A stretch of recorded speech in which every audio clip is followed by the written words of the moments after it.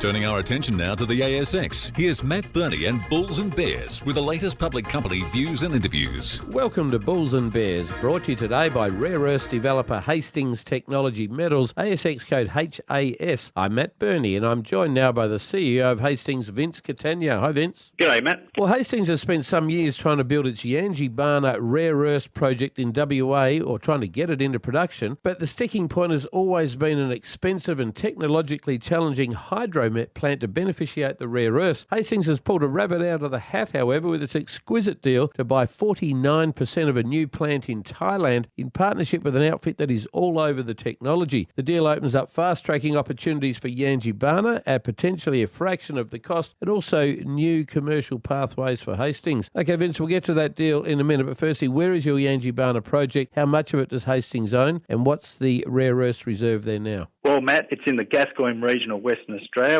and we're in joint venture with Wyloo, who has 60% of the venture, and Hastings has 40%.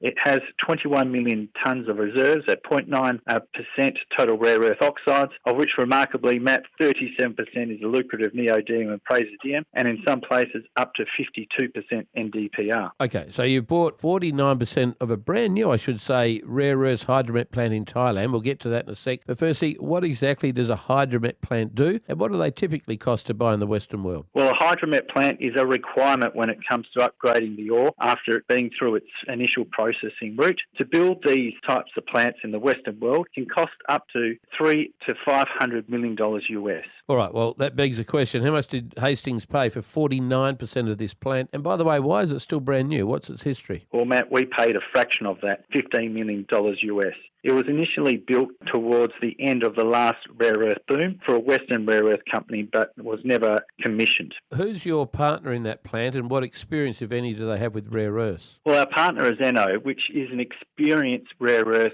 company which has critical minerals in Africa, monazite, which is very similar to what we have at Yangibana, but they're also involved in processing rare earth, and which will assist in commissioning the plant in Thailand. Right, well, is that how you plan to test it, or do you have to do some trial mining out of Yangibana? Well, Eno will be the company that commissions the plant by using its own African monazite, like I said, very similar to Yangibana, and will be in cash flow by the end of this year. Vince Catania from Hastings Technology Metals, thanks for joining me on Bulls and Bears. And remember, we're only here to give you information, not advice, which you should, of course, seek independently. I'm Matt Birney, and this is Bulls and Bears. For more public company CEO interviews, go to the Money page on the 6PR, 2GB, 4BC and 3AW websites and click the Public Companies tab.